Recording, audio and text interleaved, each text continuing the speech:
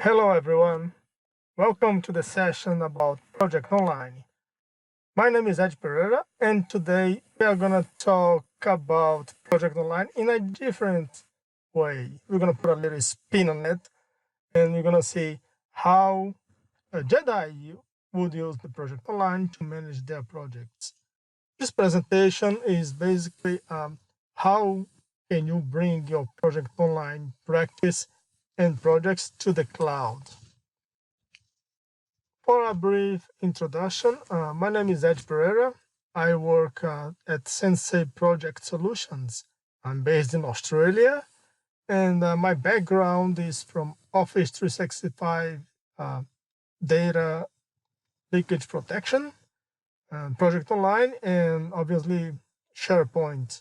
I do have many projects of experience, many years of experience in projects, and I'm not going to talk too much about myself. This presentation is not about myself, as you probably know. I will leave here my contact details, social media, Facebook, Twitter, the website. So feel free to continue the conversation anytime you want, if you like, after this presentation. Very well. Now, just before we go ahead with the presentation, I do have a few points to clarify with you guys and girls watching this. Just quickly before we go ahead, can I have a quick show of hands here on the channel online? How many of you have worked or still work with projects online or SharePoint before? Okay, it's a good sign, as expected. Now, how many of you have worked only with Project Online or Project Server before? As expected, yeah, not many compared with SharePoint. SharePoint is pretty much a commodity nowadays in the companies. Like Project Online is still a bit of a niche market. Anyway, thank you for your participation, because then I'm going to use that to gauge the strategy that we're going to use in our presentation today. Now, let's have a chat about PMOs, okay? Currently, all the companies which are looking for more efficiency and tighter monitoring of the IT projects are setting up special work groups called PMOs, or Project Management Offices. A PMO is a group or a group of people or departments that can be internal or external, that sets, maintains, and ensures standard for project management across the whole organization. They are the keepers of the best practices, the keepers of the project statuses and the direction of the projects. Everything together at the same time, all in one spot. That's the PMO office. Think of them this way. At the end of the day, PMOs exist and are in place to help companies deliver value to the stakeholders, to projects and programs. A PMO makes sure that company processes, practices, and operations go right, on time, on budget, and all in the same consistent way. They are there to ensure the projects and the programs are a success. And that's critical because organizations deliver value through projects and programs. Well, this is the place where project managers get together, they go have a coffee, they have a chat about how their projects are going, and discuss what they call it the project health. Okay, so we talked about the PMO. We give this introduction to you guys. Someone of you might already have heard about it, the term PMO, but I think it's important to lay out the foundation before we go ahead.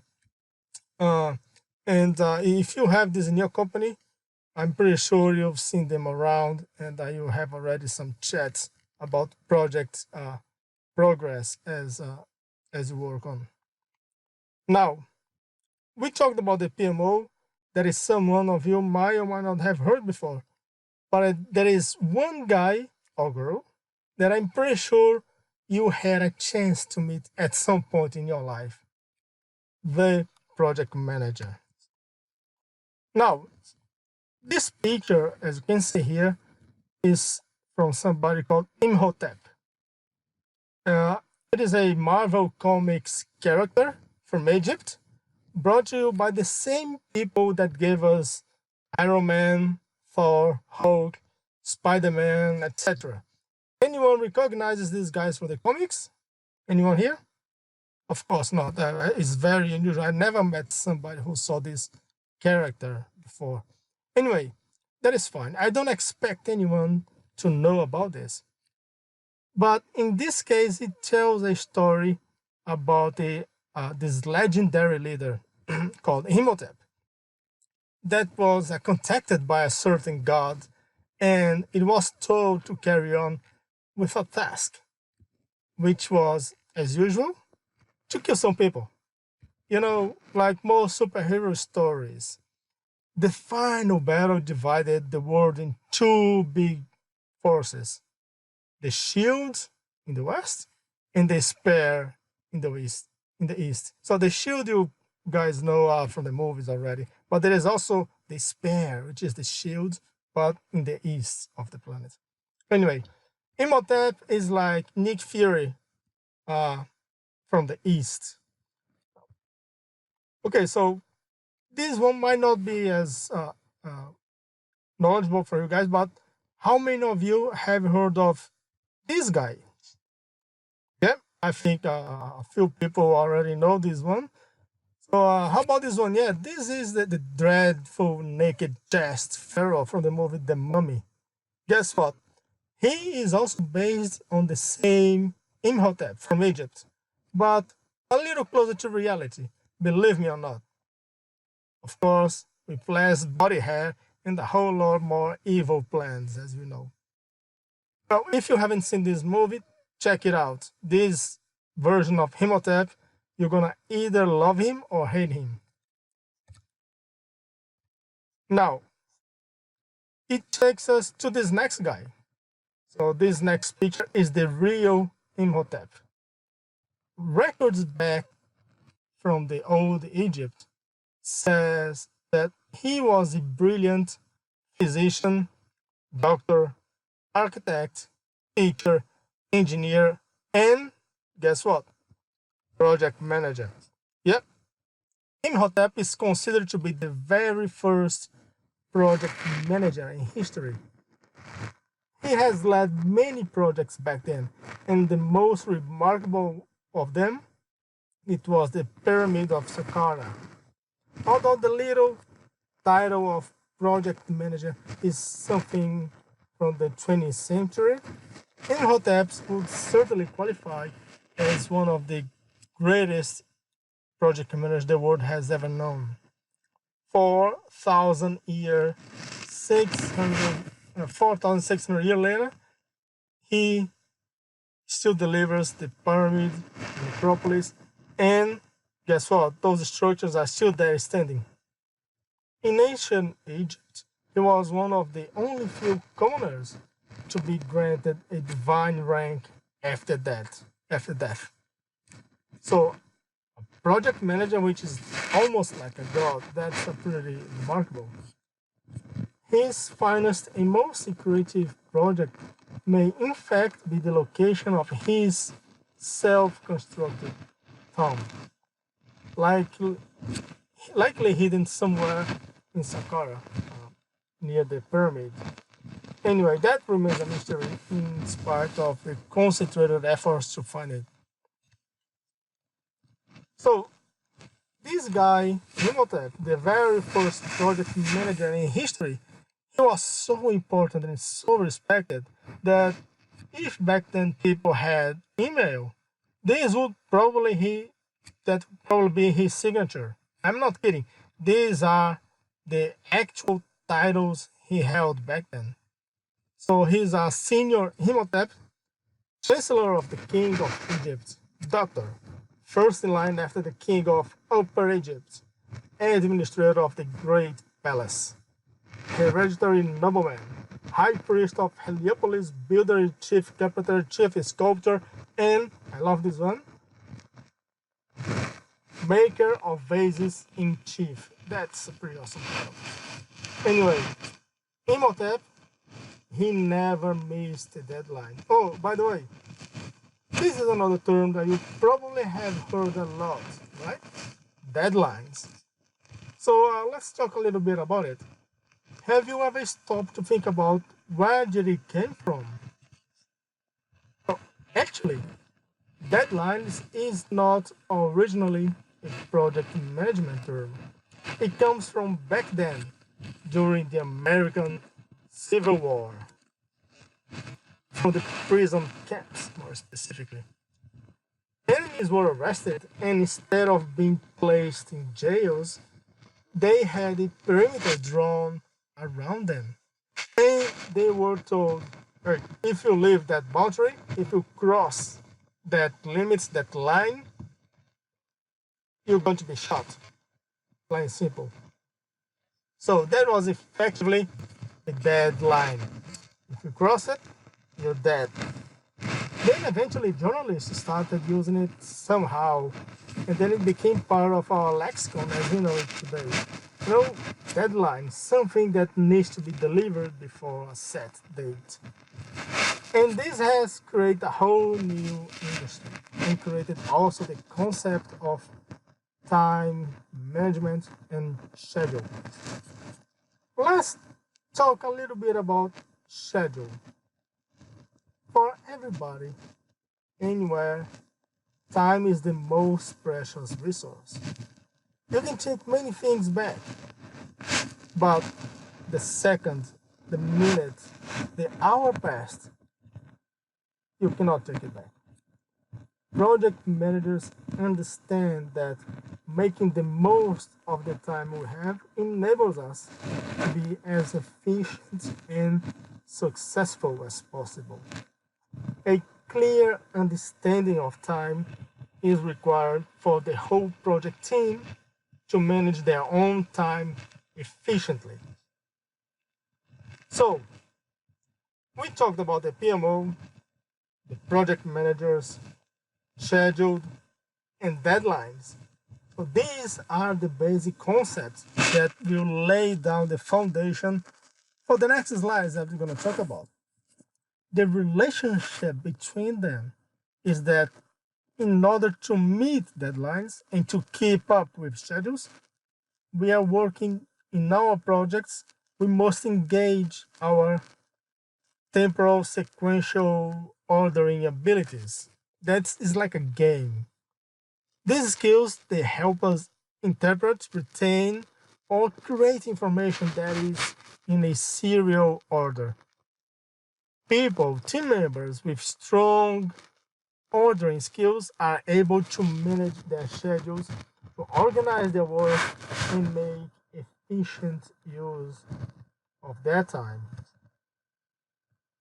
So, let's have a chat now about how projects are managed from a portfolio perspective. Most of us, we work in projects which are led by the project manager.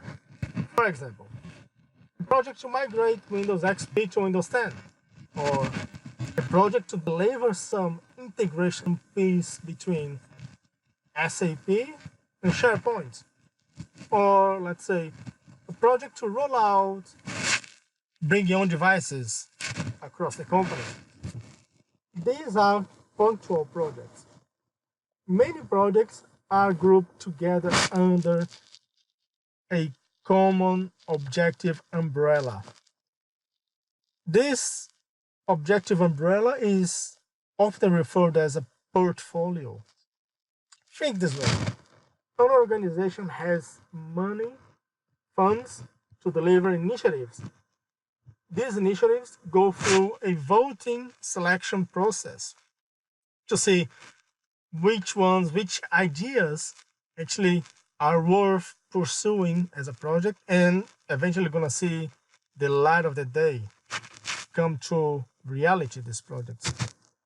The ones that get the money, the ideas that are voted to get the money, they then become projects. Okay? And they create projects for themselves. And these are the projects that most of us work. This is a very important differentiation that we need to have in our minds at this point. What is a project? What is portfolio? This talk is about portfolio management. We're going to go one level up on the projects that we're normally working on. And we're going to talk about portfolio management in the cloud, which in turn bring the projects to the cloud. So can you guys see the link in here? All right, let's start. Let's illustrate this point a little bit better. Okay, so let's make a case scenario. Let's go through a visionary exercise and imagine we will put a city council's projects, which are generally managed via Excel spreadsheets, reports, emails, Microsoft Word, etc. Let's put this thing in the cloud. Let's imagine there is a city that uses those traditional tools and they want to go to the cloud. Since we are in 2018 and we are just a few months shy from the new Star Wars movie, and I'm a big Star Wars fan, I'm sure a lot of you guys are as well. Let's have some fun here together and let's play with this idea, okay? Let's imagine that the city of Alderaan wants to have its projects in the cloud, okay? Come on, it's gonna be fun. Now, in Alderaan, they have a very important project, which is let's train a Jedi. We need a Jedi in Alderaan. How does the Alderaan City Council handles this large-scale project, which is training Jedis? After all, this is a kind of project that takes many decades to be completed. From Padawan to Jedi Master can go decades, 30 years or more. Well, the beginning of everything is with public consultation, right? The city council creates a system where its citizens put forward their own ideas to be evaluated, their community ideas to be evaluated. So everybody wants to have a Jedi in their families, in their suburb, in their school, etc. So they write an email or call the city council department. This department collects people's ideas, the citizens' ideas, and bring them for evaluation by the city council. So let's say there's this little kid that shows a lot of promise, and some people say, hey, I think it would be great if we could invest some time and money and train this little kid for the next 40 years until he's a Jedi. That's one idea. It will be a project. Another example could be, hey, let's build a bus stop in my street. We need one bus stop in our street. So people discuss the idea and the community leader brings the baton forward and contacts the city council and say, hey, I have this idea for a project to do, and this is going to be really good because we're going to train this kid, etc., and so on. So once the public consultation is done, the community put forward the idea to the city council, okay? Remember the PMO we talked about? Yeah, they are the people who are eventually gonna have a look at these ideas bring up by the people, categorize them in importance of priority, and etc. All the ideas from the community, from training a Jedi to create a new bus stop, or to create a roundabout, or to fix a public square, or to create a new bikeway near the football stadium. All these ideas are cataloged, analyzed, and prioritized. Which ideas which are better, which ones align with the administration. We call this ideation moment. During the ideation and prioritization, agents are identified. Who is the responsible for the training department? Who needs to approve the funding for this project? How much money should this project get? And what are the objectives of this project? So you see, an idea started from the people. Now it starts to take shape and to be recognized by the people leading that idea. Also, by how much money this project will consume from the city council's portfolio. At this stage, potential project managers are identified as well. So let's say, how could they do this in the cloud? How is this information stored? Well, traditionally, in local desktop systems, Excel spreadsheets, Microsoft Word documents, etc. How do we want to make Alderon go to the cloud? Now, easy.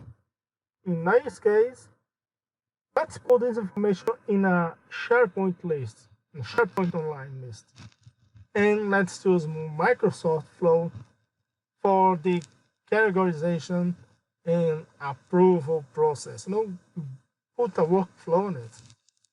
So let's say Obi-Wan is the guy who will be leading this initiative, okay? Now, talking about Obi-Wan, just a quick parenthesis. I kid you not, this is real. And I thought it was too funny not to mention. A cute grandmother from Brazil, she spent months praying for a picture of Ewan McGregor, thinking he was Jesus. That's pretty funny. Oh dear. Anyways, let's come back to our project in Alderaan.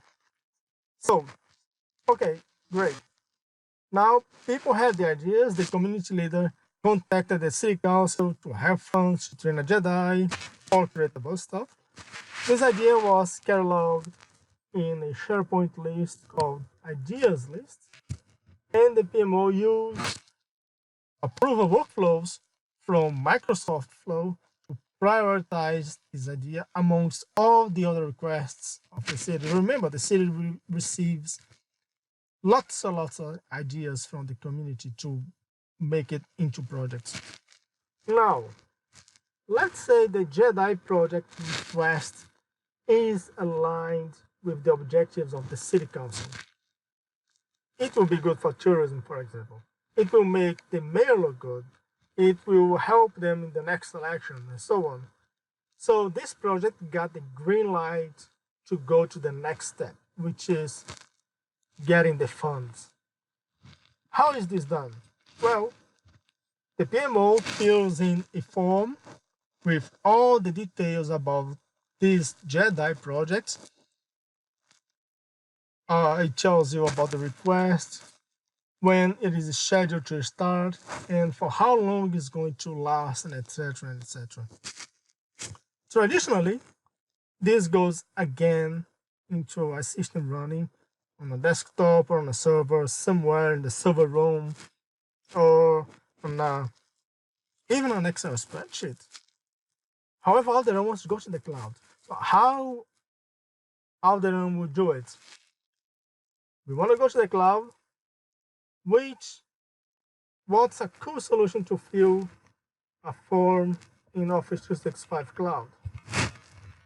Well, until a few years ago, InfoPath was a good answer for this. InfoPath is, don't take me wrong, I know a lot of people probably have a little bit of an internal tantrum, a seething with InfoPath, but hold on, bear with me while I explain this. InfoPath is a fantastic tool, don't take me wrong, but it had his time, okay? And as many of you remember, this sad day, InfoPath is no more. If you remember, on March 3rd, 2014 at specifically 1 p.m. Pacific time in Las Vegas, InfoPuff has left us. Here we can see the procession that followed that sad day. Anyway, InfoPuff is dead, but Microsoft still guarantees it is okay to use it until at least 2023. And even though InfoPuff is still a viable option for Alderaan, because we are in 2018, a modern solution has risen from the whiteness of the clouds to replace InfoPuff. Power Apps is a cloud-first, cloud-born solution that matches exactly what Alderaan needs for their form requests. Be them in desktop, web, or mobile devices. All right, so they are going to use these forms in Power Apps. Now, with all the additional data that has been gathered in the form to put forward a case, it comes the project approval moment. Here, the Alderaan City Council asks themselves, do we have the money, the people? Do we have the guts to start this project? A Jedi project, or, like men say, to create this bus stop.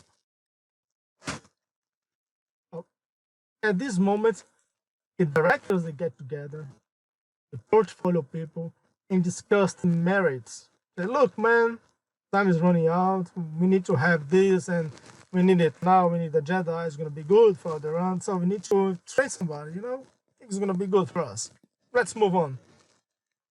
How is this done traditionally? Well, traditionally, it is using a product called Microsoft Project in a desktop, or again, Excel used to create a schedule. How does Alderaan want to do this? In the cloud, they want to use Project Online. I'll tell you why Project Online is awesome for this. Project Online loves Office 365, and Office 365 loves it back. Project Online offers native integration with all the other Office tools: SharePoint, Exchange, Groups, Yammer, Skype, etc. Once a project is set up, it also creates a SharePoint workspace site that is used in a separate content database apart from SharePoint. Collaborations and customizations are done entirely in the project site. All the team members have a single point now to visit and get everything they need about their projects. So you're going to have a site for the project and a sister site or a child site, I don't know, depends on how you see it, for the documents around the project in Project Online, which is a SharePoint site. If you are a project manager, you know that Friday means project status writing day. Is the day when the project managers go to the desktop and write their status report and send to the teams. In Project Online, this is no more. You can just share a link to the project status page of your project to your stakeholders, and that's your report. It saves you time. It saves them time, their time. Besides, once a project is established in Project Online, it follows a standard template. All projects under the portfolio, they look the same. So they report on the same metrics, and they have the same common look and feel. And trust me on that. This is great because it creates consistency. Project managers won't have that dreadful discussion anymore about how come project X is red and project Y is green if project Y is worse off than X. That's a very common discussion because people traditionally use different tools to track their projects. In Project Online, everything uses the same metrics and the same rules, which creates consistency. That's very important. Now, let's go to the next step. The project starts. And what's the way to start the project? As you can see, by getting a cool haircut. Just like a plant needs sunlight and water, a project needs money to survive and pay the contractors, the teachers, pay for the kyber crystals, the lightsaber handles, etc. I mean, these things are expensive. Finance is king. Remember that. They are the people who can decide who lives and who's postponed due to funding decisions. Following the money spent in the project is of absolute importance.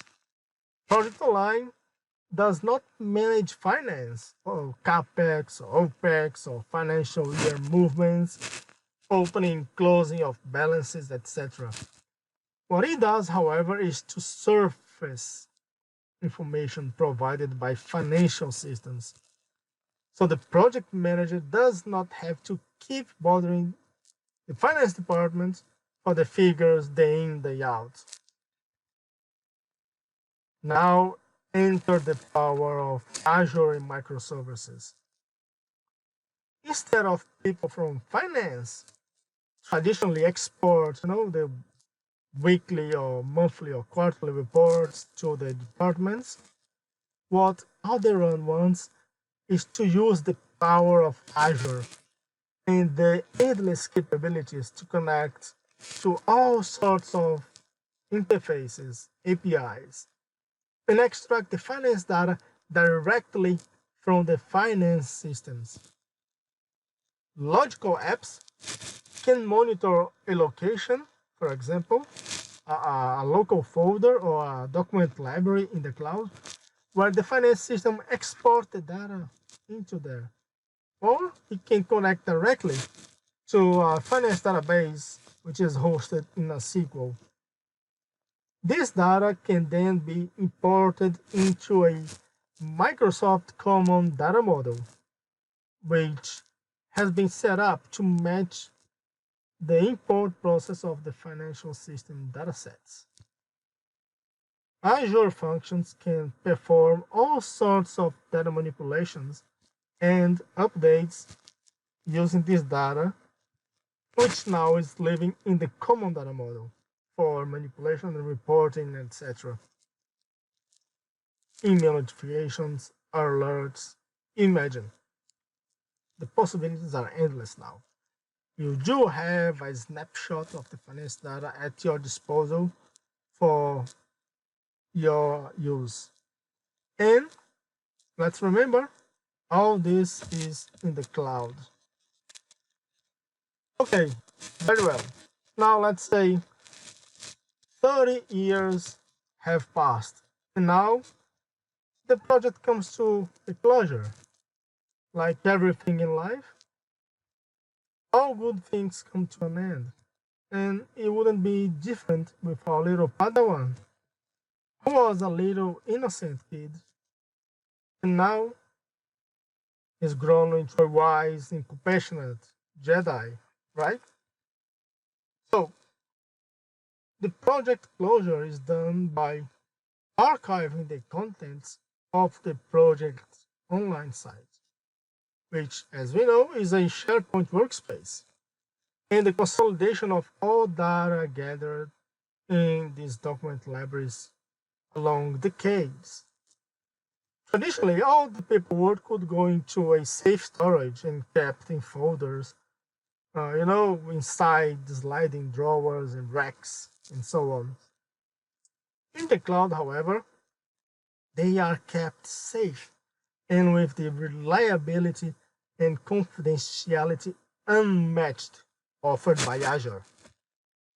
The several geographically distributed copies attend the most rigid requirements for data recovery, and now their own government loves that. Now, closure and lessons learned. Well, the closure of the project is not the end of the project. We still have to talk about what happened in these 30 years or so, or the 6 months that the project lasts. Think of it this way. Without lessons learned, Newton's physics may not have superseded Aristotle's physics. Without Newton's physics, Einstein might have not theorized on the curvature of time and space. Without the theory of the curvature of time and space, we may never have time travel. Without time travel, we may never be able to go back time and pack the teddy bear before going away to camp or that sort of stuff. You know what I mean? You couldn't have fixed things that you forgot in the past. So, conduct your lessons learned. So, no child is sent off to camp without a teddy bear. That sounds like a very good idea. Or, as you can see, no child is left to defend themselves against the deranged, sand haters, snowflake Jedi. So, yep, having a long duration project incurs many risks. We just can't preview what's going to happen down the line, and that's why it's important to take a moment to reflect on the actions of the team members and their experiences. The way Odera wants to register those lessons learned are basically using a SharePoint document library in SharePoint Online, in the cloud, at the root level of the project online site. As the projects come to an end, they will feed their lessons to this common repository so the whole portfolio can benefit from them. Now, this is the schematics of how a traditional project, which could have been done a few years ago using Excel spreadsheets or computer desktops, etc. How can this be matched to online technologies? So we have the public consultation, which still remains, as we know. The ideation process would store ideas into a SharePoint list. The prioritization will be done by approval workflows using Microsoft Flow. The capital request forms for the change requests, document signatures, and etc. will be done in Power Apps. The project approval and project start would be done in Project Online. The finance integration would be done in Azure, connecting several systems and bringing in data to Project Online for display. The closure would happen in Project Online, and the lessons learned would be in SharePoint Online, the document library in online. All this without having to worry about backup, infrastructure availability, or device usage. Well, this brings us to the end of our presentation. I hope you guys have as much fun as I had putting this content together. Stay tuned for more great presentations that you're gonna see during the Collab365. My name is Edge Pereira. Here are my contact details. Feel free to email me, get in touch on Twitter, on Facebook, on the website, on LinkedIn, and see you guys later. Thanks for watching. Stay tuned for more great sessions. Bye.